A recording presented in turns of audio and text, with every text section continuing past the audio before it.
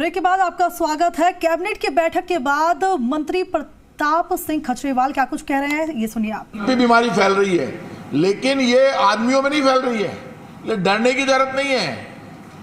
आवारा गाय हो जो बाहर घूम रही है, घर पर आपने पालतू हो चाहे फालतू वैसे घूम रही है, आप उन दोनों की सेवा करोगे तो ये चुनौती है। जैसे कोरोना में हमने लोगों की सेवा की, वैसे ही गायों की सेवा करना सबके लिए जरूरी है। आप उसको गुड़ खिलाओगे, हल्दी खिलाओगे, काली मिर्च, पूरा का पूरा इलाज करोगे। होम्योपैथी में भी इसका इलाज आ गया है, एलोपैथी में भी इसका इलाज है, लेकिन जो बीमारी से पीड़ित है उनको उन गायों से अलग कर दोगे तो हम इन गायों को बचा सकते हैं। और इस वक्त मैं पूरे राजस्थान की जनता को बधाई दूंगा।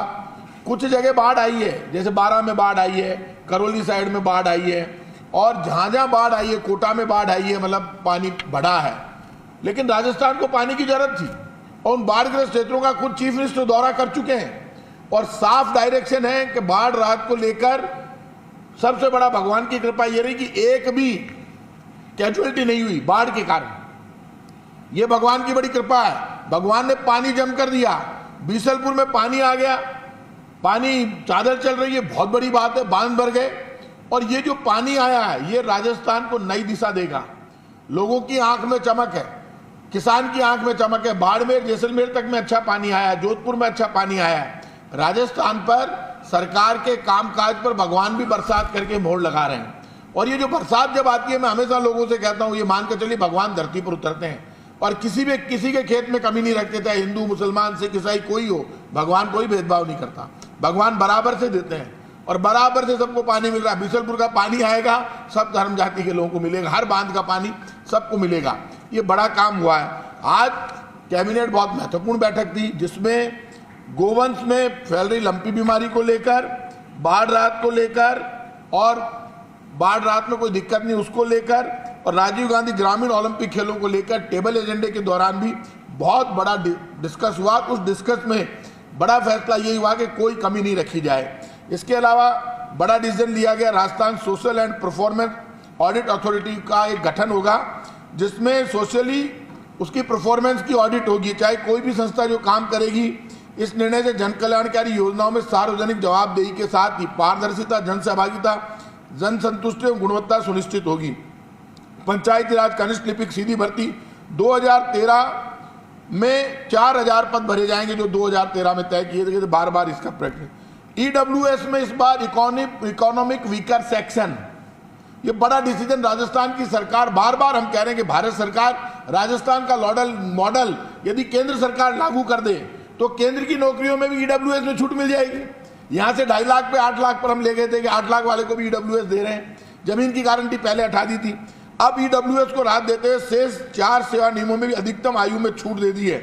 मंत्रिमंडल ने 4 ईडब्ल्यूएस के सेवा नियमों में आर्थिक रूप से कमजोर वर्ग को अन्य आरक्षित वर्गों के समान अधिकतम आयु सीमा में छूट देने के प्रावधान का अनुमोदन किया है।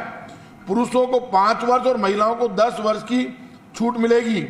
इनमें आयु सीमा में छूट मिलेगी। राजस्थान पुस्तकालय अध्यक्ष, शारीरिक प्रशिक्षक, अनुदेशक सेवा महाविद्यालय शाखा नियम, राजस्थान विज्ञान एवं प्रौद्योगिकी राज्य अधीनस्थ सेवा नियम, राजस्थान होमगार्ड अधीनस्थ सेवा नियम, राजस्थान विश्राम भवन राज्य अधीनस्थ सेवा नियम। ये ईडब्ल्यूएस का जो मामला है, ये इतना बड़ा डिसीजन है कि ये बहुत बड़ा फैसला आज राजस्थान की सरकार ने लिया है। इकोनॉमिक वीकर सेक्शन के लिए मैं भारत सरकार से अपील करूंगा, राजस्थान के केंद्रीय मंत्री जो गजेंद्र सिंह जी, अर्जुन मेघवाल जी, कैलाश चौधरी जी, इन सब से कहूंगा, आप इकोनॉमिक वीकर सेक्शन, आर्थिक रूप से जो गरीब हैं उन लोगों के लिए जो 10% आरक्षण है, उसमें राजस्थान का मॉडल केंद्र सरकार से लागू कराएं।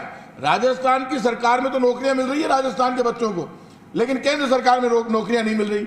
आप बार बार इसको साइडलाइन कर देते हैं। बीजेपी बातें बहुत बड़ी बड़ी करती है, क्योंकि बीजेपी के साथ दिक्कत क्या है, जब हम मांगते हैं तो उस पर चर्चा नहीं करना चाहती, तो बीजेपी जवाब दे कि ईडब्ल्यूएस में आप राजस्थान का मॉडल लागू क्यों नहीं करवा रहे। आप वैसे ही धोखा कर रहे हो, जैसे आपने आटा, दाल, चावल, दूध, दही, छाछ, नमक, मुरमुरे, मैदा, सूजी, इन पे आपने टैक्स लगा दिया। आप इस पे जवाब नहीं देना चाहते। कांग्रेस तो महंगाई की रैली को लेकर, जब हम 4 सितंबर को रैली कर रहे हैं, राजस्थान से 50,000 से ज्यादा लोग जाएंगे कांग्रेस के कार्यकर्ता, और जी जान से हम लगे हुए महंगाई के मुद्दे पर। कांग्रेस आर पार का संघर्ष करेगी। महंगाई के मुद्दे से ध्यान हटाने के लिए विपक्षी पार्टियों के लोगों को ये बार बार टारगेट करके और ध्यान हटाने की कोशिश करते हैं। महंगाई के मुद्दे से डरती है बीजेपी, क्योंकि बीजेपी ने वादा किया था अब और नहीं महंगाई की मार, अब की बार मोदी सरकार आ गई, डुबो दिया सबको। पेट्रोल डीजल पी गए, छाछ पी गए, दही पी गए, आटा खा गए। आटे और नमक पर अंग्रेजों के टाइम पे टैक्स लगा था। मैं लोगों से अपील करूंगा, आप सच के फैसले पर डिस्कस करो, और सच पर जब आप डिस्कस करोगे तो काम के आधार पर फैसला होना चाहिए। अब मैं हमारे ममता जी से कहूंगा कि वो आगे इस सारे बात आगे आपको हमारे कैबिनेट में जो फैसले उन पर बताएगी।